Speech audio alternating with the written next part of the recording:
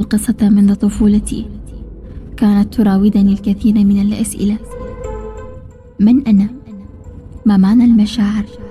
ماذا يعني الكره والألم والغيرة والسعادة؟ ما السر في وجود النجوم؟ لماذا كل البشر يعيشون هذه الحياة تحت ماتريكس معين واحد؟ يكافح لجلب القوت، يتزوج، ينجب أطفال ثم يموت. فالحيوانات أيضا تفعل هذا. لماذا نخاف من الموت رغم أنه لا يوجد أي دليل على صعوبة التجربة؟ لماذا نخاف من شيء لا نعلم مشاعره؟ لماذا ندرس إلى يومنا هذا اختراعات قديمة جدا لا نستفاد منها؟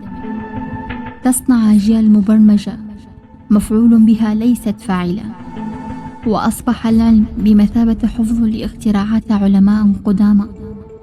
لماذا الفقير يزداد فقرا والغني يزداد غنى؟ لماذا بلداننا العربية سميت بالعالم الثالث وإلى يومنا هذا نعيش دور الضحية؟ هل نحن مسلمون حقا؟ هل نطبق القرآن على الطريقة الصحيحة؟ أم هناك من شوه تطبيقه ونسف الحرية منه؟ لماذا الدعاء لا يستجاب؟ من هم الذين يفرضون عليك العيش كما يريدون؟ والله خلقك حرا حتى أعطاك حريتك في أن تؤمن به أو تكفر. كل هذا تدركه بحاسة النظر، العين الفيزيائية المرتبطة بالعقل، والعقل بدوره يصدر الأحكام، والأحكام نتيجة معتقدات موروثة، هي تلك العقد المعتادة بين الأجيال. رغم التطور هي ليست الحقيقة، إنما أحكاما موروثة من تجارب بشر قبلنا في عصر غير عصرنا. لذلك كنت أعلم أن هذا ليس حقيقي، ولم أستطع التأقلم أبدا. كنت أعلم أن الإنسان خلق الأعظم. ليصل إلى هذه العظم عليه أن يدرك نفسه بالتعلم والتطور والتدبر وكشف الأسرار والغوص في الذات. ليطوف المفتاح على السطح هكذا يرتقي إلى ما لا نهاية. لكن هناك من لا يريد أن تكشف الحقيقة، والمنهج الوحيد لإخفاء ما بين السطور هو الخوف والترهيب. ليصبح الإنسان غير قادر على السؤال على هذا النحو، يصبح مضطربا بين ما يراه وما يشعر به. تنفس.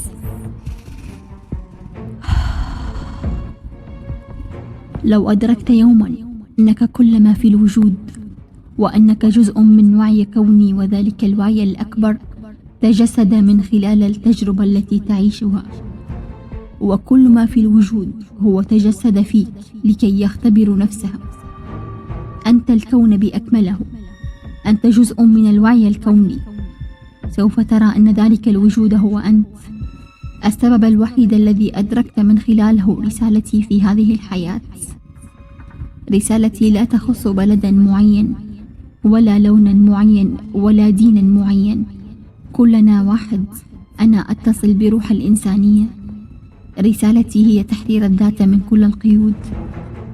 أولا معرفة المصدر، ثانيا التفكر، يعني التفكير بطريقتك ليست تطبيق لأفكار المفروضة.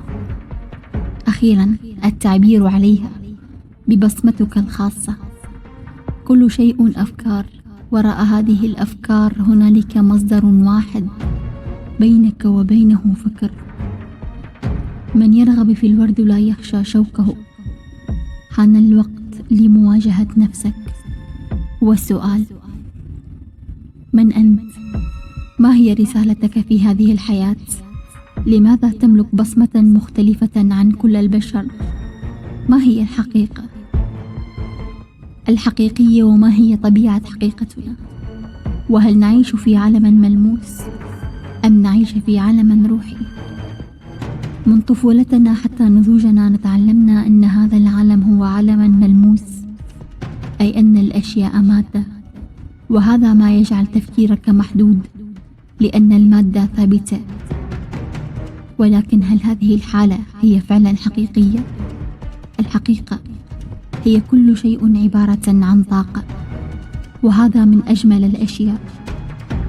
هذا يعني أن كل شيء ممكن وقابل للتغيير. تغييرك لذبذبتك يعني تغييرك لطاقتك، وأنت المسؤول الوحيد على هذا الفشل. هو ببساطة فرصة جديدة لكي تبدأ من جديد، لكن هذه المرة بذكاء أكبر. عندما تنام لا تستطيع أن تدرك أن هذا حلم. أين تكون لمدة 8 ساعات؟ لماذا لا تستطيع عد الوقت؟ هل هذه تجربة حقيقية في أبعاد أخرى؟ الواقع الحقيقي هو الإدراك بواسطة حواسك الخمس.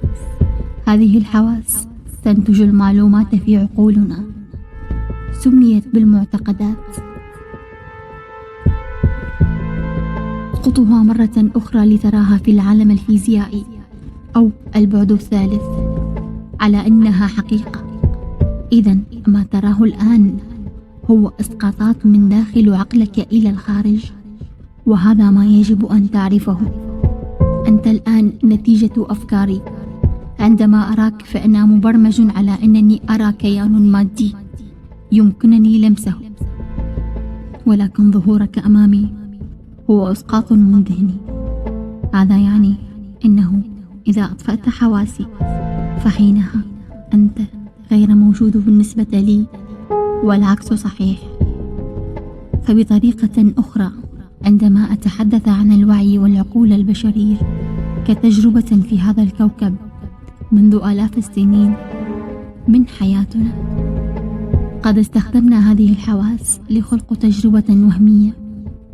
إذا كان الوجود في عقولنا يمكن أن نكون أي شيء نريده، والسبب في صعوبة جعلي كما أريد الحدود بالمعتقدات الخاطئة. المعتقدات الخاطئة عن أنفسنا سميتها بالأصنام. تقول لك هذا مستحيل أن يتحقق، وأنا أقول وبكل قوة: من أين جاءت كلمة مستحيل؟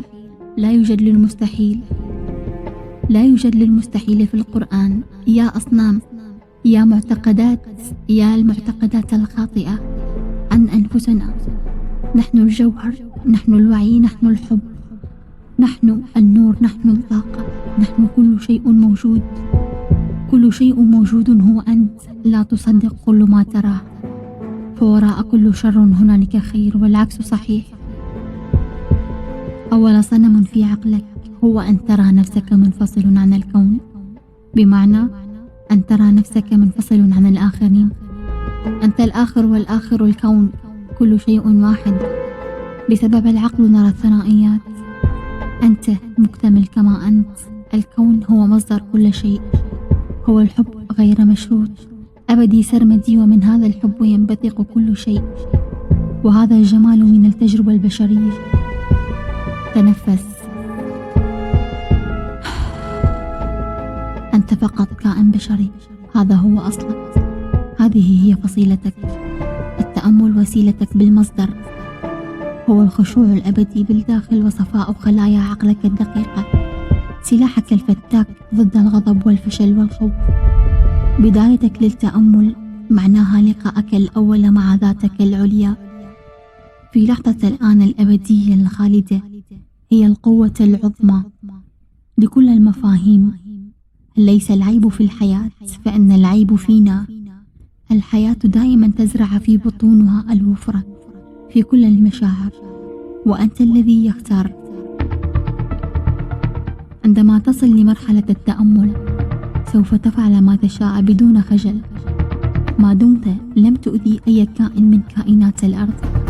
هنا قد بلغت النجوم بالاستمتاع.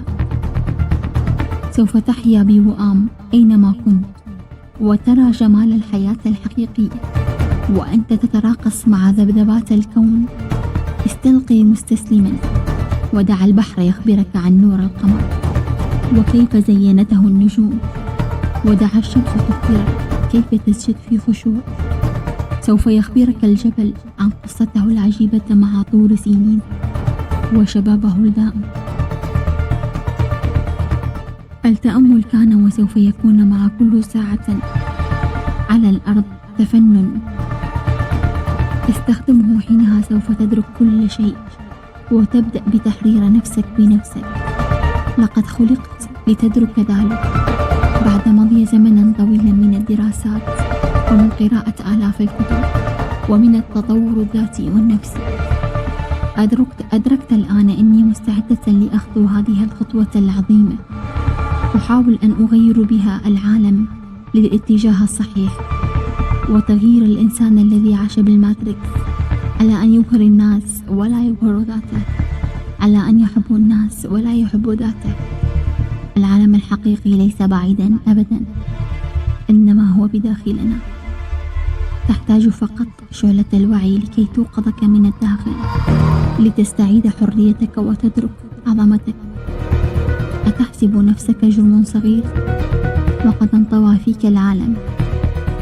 وفي أنفسكم أفلا تبصرون؟